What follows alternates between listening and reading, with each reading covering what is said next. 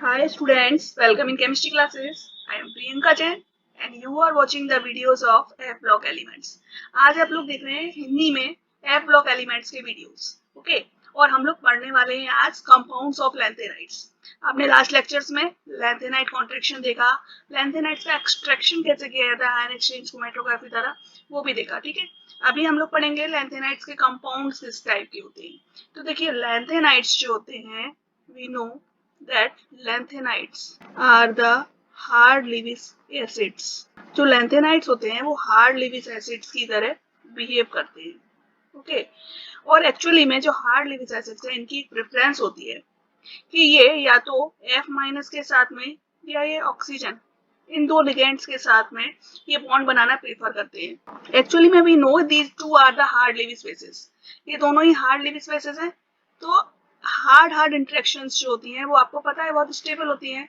तो ये hard Lewis acids के साथ रिएक्शन करते हैं और जनरली लैंथेनाइड्स के आपको फ्लोराइड्स और ऑक्साइड्स देखने को मिलते हैं. हालांकि ऐसा होता है कि लैंथेनाइड्स के और भी एनाइंस के साथ में कंपाउंड्स देखने को मिलते हैं, जैसे कि लैंथेनाइड्स एक्चुअली लैंथेनाइड्स +3 स्टेट में कंपाउंड्स बनाते हैं, ठीक है? तो ये लैंथेनाइड्स OH- के साथ भी कंपाउंड्स बना सकते हैं, CO3- के साथ भी बना सकते हैं और सल्फेट के साथ भी बना सकते हैं, ऑक्सलेट के साथ भी बना सकते हैं और नाइट्रेट्स के साथ भी बनाते हैं. इन सभी के साथ इनके कंपाउंड्स देखने को मिलते हैं, but these all get decompose. लेकिन इन सभी का क्या हो जाता है? डिकम्पोजिशन हो जाता है. और डिकम्पोजिशन या तो हीटिंग करने पर होता है, या तो हम हीट करते हैं इन्हें तो होता है, या अदरवाइज वैसे भी इनका डिकम्पोजिशन हो सकता है. और ये सभी बेसिक सॉल्ट्स में और ultimately these all are decompose to oxides, okay?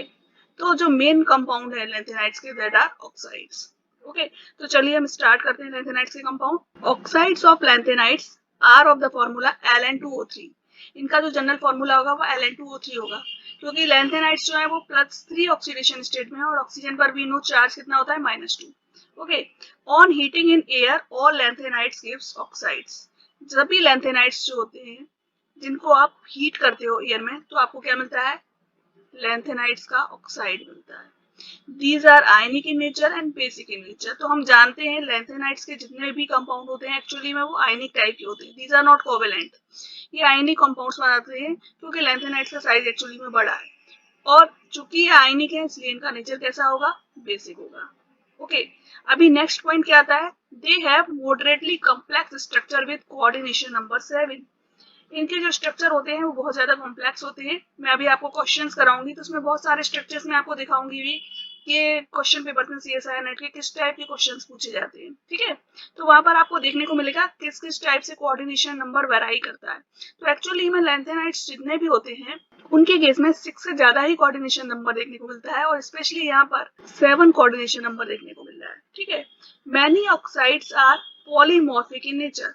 ये जो लैंथेनाइड्स हैं इनके ऑक्साइड्स हैं ये कैसे हैं? पॉलीमॉर्फिक है. पॉलीमॉर्फिक मींस अलग अलग फॉर्म्स में एग्जिस्ट कर सकते हैं. एक्चुअली क्या हो रहा है? These forms are changing their structure with temperature. इनका जो स्ट्रक्चर है वो टेम्परेचर के साथ में चेंज हो रहा है, ठीक है? टेम्परेचर आपने कम किया तो दूसरा स्ट्रक्चर है, टेम्परेचर आपने बढ़ा दिया तो अलग स्ट्रक्चर है. नेक्स्ट देखिए, cerium forms CeO2 fourth rather than Ce2O3 second. तो एक्चुअली में सीरियम के केस में जो कंपाउंड्स है वो क्या होते हैं? CeO2. यानी कि यहाँ पर सीरियम जो है वो +4 ऑक्सीडेशन स्टेट में प्रेजेंट है. और एक्चुअली को जब मैंने आपको ऑक्सीडेशन स्टेट के बारे में बताया था तो मैंने आपको एक बात बताई थी कि सीरियम के केस में जो +4 ऑक्सीडेशन स्टेट होती है ये हाईली स्टेबल होती है.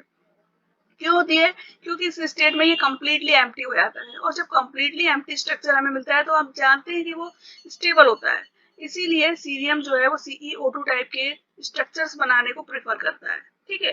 अभी नेक्स्ट आते हैं YB एंड Lu, यटरबियम और lutetium. These forms the protective oxide film which prevents the bulk of metal forming oxides. इनकी यूज किया जाता है प्रोटेक्टिव ऑक्साइड फिल्म बनाने में. ये क्या करता है?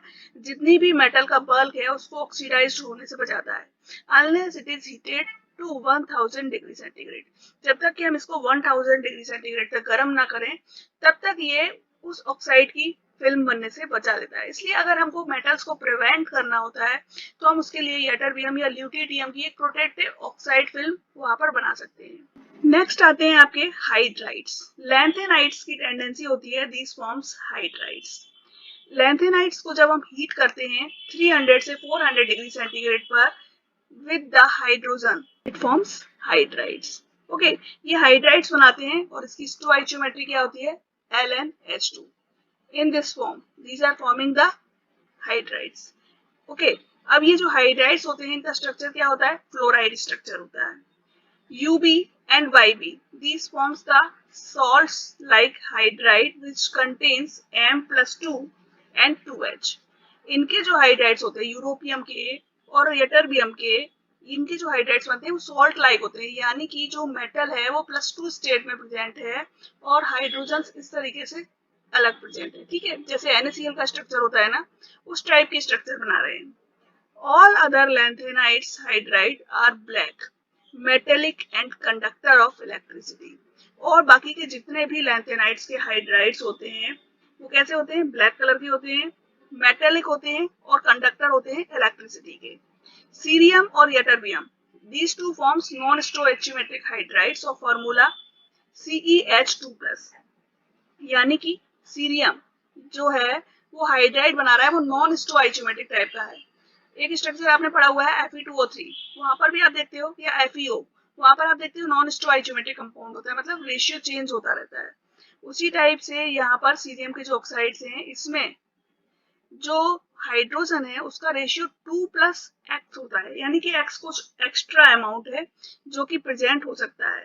ठीक है, इसकी स्टोइचियोमेट्री चेंज हो रही है। इसी तरीके से YbH जो है वो भी किस टाइप का कंपाउंड बना रहा है YbH 2.5, यानी कि H की वैल्यू 2 ना होकर 2.5 के आसपास रहती है। ठीक है, अभी हाइड्राइड्स जो हैं ये these are stable up to 900 degree centigrade temperature. ये 900 डिग्री सेंटीग्रेड टेम्परेचर तक स्टेबल होते हैं, but they get decomposed in the water. Water के द्वारा इनका डिकम्पोजिशन हो जाता है। कैसे होता है, CeH2 + 2H2O।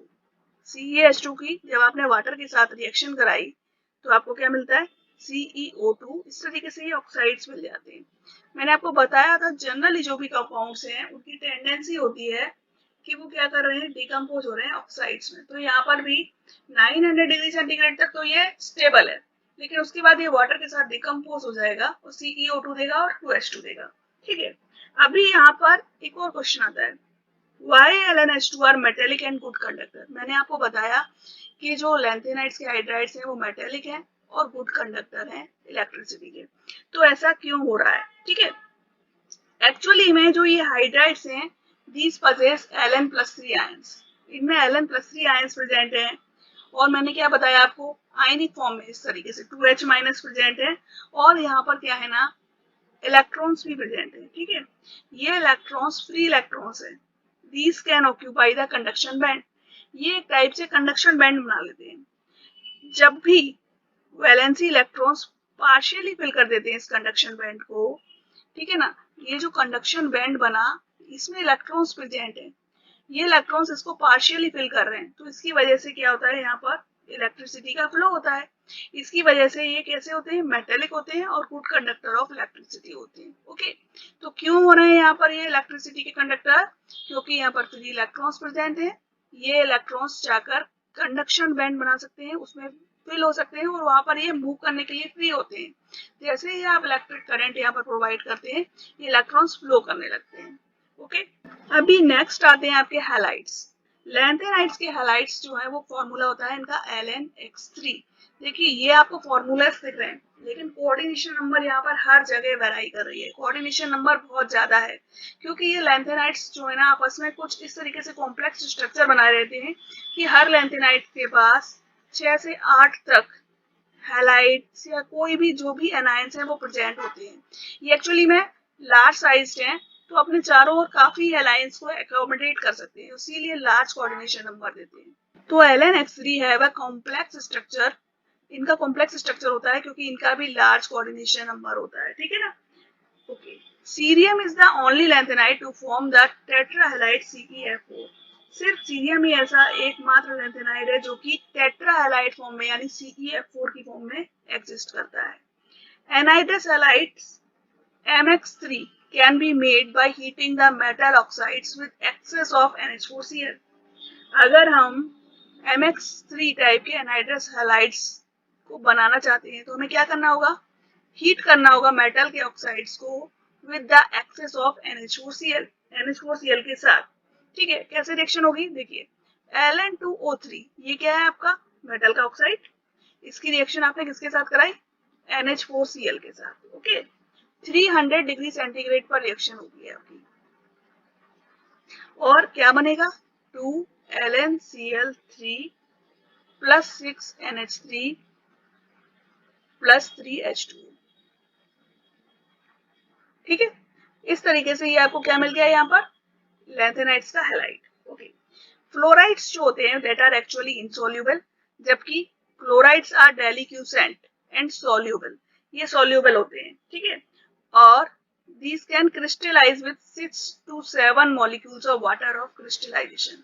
इनके साथ में 6 to 7 वाटर मॉलिक्यूल्स अटैच हो सकते हैं और ये क्या बना लेते हैं, crystallised form. Okay, at higher temperature halides can react with the glass. अगर हम हायर टेम्परेचर प्रोवाइड करते हैं तो ये क्या कर सकते हैं, ग्लास के साथ में रिएक्ट कर सकते हैं। ठीक है, तो रिएक्शन कैसे होगी, Lnx3 प्लस SiO2 ये क्या बना लेगा, 2LnOx हाइपोहैलाइड प्लस SiX4 सिलिकॉन का क्या बन गया, यहाँ पर हैलाइड बन गया। इस तरीके से ये ग्लास के साथ रिएक्शन कर लेता है। ठीक है, अगर आप लेते हैं यहाँ पर लैंथेनाइट क्लोराइड, ये क्या है, वाटर ऑफ क्रिस्टलाइजेशन इसमें लगा हुआ है। ठीक है, इस तरीके से इनका हाई कोऑर्डिनेशन नंबर होता है। इनको जब आप हीट करते हो तो ये क्या बना लेते हैं, ऑक्सीक्लोराइड बनाते हैं, plus water of hydration remove हो जाता है और 5HCl बन जाते हैं। इस टाइप से यहाँ पर रिएक्शन होती है। ओके, नेक्स्ट देखते हैं nitrides of the lanthanides. Lanthanides के जो नाइट्राइड्स हैं वो फॉर्मूला होगा उनका LNN। ठीक है, binary lanthanide nitrides of the formula LNN exist for all the lanthanides. These adopt the expected rock salt structure। क्योंकि यहाँ पर Ln+3 है और N-3 आयंस है, ये दोनों आयंस एक दूसरे के क्या है, अल्टरनेट पोजीशन पर प्रेजेंट है, तो जो रॉक सॉल्ट का स्ट्रक्चर होता है NaCl का सेम टाइप का स्ट्रक्चर ये अडॉप्ट कर सकते हैं। ठीक है ना, इस तरीके से अल्टरनेटिव फॉर्म में L+3 दिस नाइट्राइड आयन, फिर Ln+3, इस तरीके से ये आयंस जो होते हैं एक दूसरे के पास अल्टरनेट फॉर्म्स में इस टाइप से प्रेजेंट हो सकते हैं। ठीक है, और ये क्या बना ले रहे हैं, रॉक सॉल्ट स्ट्रक्चर, इस टाइप का स्ट्रक्चर बनेगा। ठीक है, LNN can be hydrolysed by water to form the hydroxides. इन लैंथेनाइड नाइट्राइड्स को आप हाइड्रोलाइज कर सकते हो वाटर के साथ हाइड्रोक्साइड्स बनाने के लिए। क्या रिएक्शन होगी, LNN प्लस 3H2O ये बना लेता है LnOH whole thrice plus 3NH3। Lanthanides के हाइड्रोक्साइड्स बन जाएंगे इस टाइप से। ठीक है, वाटर के साथ रिएक्शन होने पर। अभी आते हैं लैंथेनाइड्स के कार्बाइड्स। कार्बाइड्स जो होते हैं उनकी स्टोइचियोमेट्री Ln(C2) टाइप की होती है या Ln4(C2) होल थ्राइस इस टाइप की होती है। दो टाइप की स्टोइचियोमेट्री देखने को मिल रही है, लेकिन Ln(C2) जो होते हैं वो ज्यादा रिएक्टिव होते हैं एज कम्पेयर टू CaC2। ठीक है, ये जो लैंथेनाइड्स के कार्बाइड हैं, आपने कैल्शियम कार्बाइड पढ़ा है, उससे ज्यादा रिएक्टिव है and these show metallic conductivity. ठीक है, actually these are the acetylides of Ln+3। Okay, and C2-2 मतलब ये Ln+3 इस टाइप से दिस वन एंड C2-2 इन दोनों आयंस के एक्चुअली में क्या बन रहे हैं, एसिटिलाइड्स बन रहे हैं and this does not contain Ln+2 ions. यहाँ पर कोई Ln+2 आयन प्रेजेंट नहीं है। एक दो रिएक्शंस इसकी होती हैं, देखिए Ln2O3 अगर आप इसको कार्बन के साथ में एक इलेक्ट्रिक फर्नेस में हीट कर रहे हैं, ठीक है, कार्बन के साथ आपने किस में हीट किया, इलेक्ट्रॉनिक फर्नेस में हीट किया, तो इस तरीके से आपको लैंथेनाइड्स के कार्बाइड्स मिलते हैं। ऑक्सीजन बाहर निकल गई, कार्बाइड बन गया। अगर आप इस कार्बाइड को वाटर के साथ रिएक्ट कराते हैं तो आपको क्या मिलता है 2 LnOH whole thrice plus 2C2H2 acetylene मिल गई प्लस H2O। ओके, लैंथेनाइड्स की हाइड्रोक्साइड मिले, एसिटिलीन मिली और हाइड्रोजन गैस मिली। तो ये हुई रिएक्शन आपकी कार्बाइड्स की। अभी ये क्वेश्चन आता है why stable and readily isolable complexes are unknown for the lanthanides. Lanthanides के केस में आपको जो स्टेबल और आइसोलेबल कंपाउंड्स होते थे, जैसे आपने देखे थे ट्रांजिशन मेटल्स के केस में मिलते थे, वो क्यों नहीं मिलते हैं? ठीक है, आपने पढ़े थे जब ट्रांजिशन मेटल्स पढ़ते हो तो वहां पे पढ़ते हो बहुत सारे कार्बोनाइल कंपाउंड्स मिलते हैं, पर यहाँ पर आप क्या देख रहे हो, सिर्फ कार्बाइड्स मिल रहे हैं आपको। तो स्टेबल कार्बोनाइल कंपाउंड्स क्यों नहीं मिल सकते?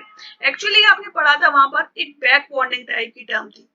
क्या हो रहा था, मेटल के जो ऑर्बिटल्स थे और लिगेंड्स के जो ऑर्बिटल्स थी, उनकी जो एप्रोप्रिएट सिमेट्री मिल रही थी, तो उनके बीच में क्या हो रही थी, ओवरलैपिंग हो रही थी और वहां से इलेक्ट्रॉन्स का बैक डोनेशन हो रहा था। तो डबल बॉन्ड टाइप का स्ट्रक्चर बनना था जिससे कॉम्प्लेक्सेस क्या हो रहे थे, स्टेबलाइज हो रहे थे। पर लैंथेनाइड्स के केस में आपने पढ़ा कि यहाँ पर क्रिस्टल फील्ड स्प्लिटिंग एनर्जी है बहुत कम, ठीक है, उसकी कोई वैल्यू नहीं है। 5d ऑर्बिटल आपका एम्प्टी है और 4f ऑर्बिटल जो है वो this can not extend beyond the xenon core. जो हमारा आइडियल गैस फॉर्मेशन टाइप का स्ट्रक्चर होता है उससे बाहर, उसका जो कोर होता है उससे बाहर आपके 4f इलेक्ट्रॉन्स बाहर आ ही नहीं पाते। देखिए ये आपका न्यूक्लियस है, ठीक है, और इसके बाहर डिफरेंट लेवल्स हैं यहाँ पर। तो जो आपके 4f इलेक्ट्रॉन्स होते हैं वो डीपली एम्बेडेड होते हैं, ठीक है। यहाँ कहीं अगर सपोज करिए, ठीक है ना, यहाँ नहीं होंगे लेकिन मैं सपोज करने की बात बता रही हूँ, यहाँ पर सपोज करिए अगर f इलेक्ट्रॉन्स हैं और यहाँ पर आपका क्या है 6s और 6p है, तो यहाँ तक ये एक्सटेंड ही नहीं कर पाते इनके लूप्स, ठीक है, यहाँ तक ये एक्सटेंड नहीं कर पाएंगे। तो इसलिए इलेक्ट्रॉन्स जो है वो बाहरी वातावरण से बिल्कुल ही अनअटैच्ड रहते हैं, अनअफेक्टेड रहते हैं और इसलिए ये बाहरी वातावरण में पार्टिसिपेट नहीं करते हैं, बॉन्डिंग में पार्टिसिपेट नहीं कर रहे हैं। क्रिस्टल फील्ड स्टेबलाइजेशन एनर्जी बहुत कम है, तो इसलिए ऐसे कंपाउंड्स जो होते हैं वो ज्यादा स्टेबल नहीं होते हैं। तो सिर्फ आपको आयनिक कंपाउंड्स देखने को मिलते हैं लैंथेनाइड्स के केस में, और वो भी जो मेनली होते हैं इनका डिकम्पोजिशन किसमें हो जाता है, ऑक्साइड्स में, ठीक है। तो ये थे लैंथेनाइड्स के सारे कंपाउंड्स। अभी लैंथेनाइड्स के बारे में बहुत ही इंपॉर्टेंट चीज बची हुई है, लैंथेनाइड्स की मैग्नेटिक प्रॉपर्टीज, क्या स्केप्शंस होते हैं वहां पर वो देखने हैं आपको, ठीक है। स्पेक्ट्रल प्रॉपर्टीज देखनी है, लैंथेनाइड्स की स्पेक्ट्रल प्रॉपर्टीज कैसे होती है, तो ये सब हम देखेंगे अपने अगले लेक्चर्स में। अगर आपको वीडियोस पसंद आ रहे हैं तो प्लीज लाइक शेयर और सब्सक्राइब करना मत भूलिए और वीडियोस पर प्लीज अच्छे अच्छे कमेंट्स भी कीजिए, ठीक है। Okay, bye bye.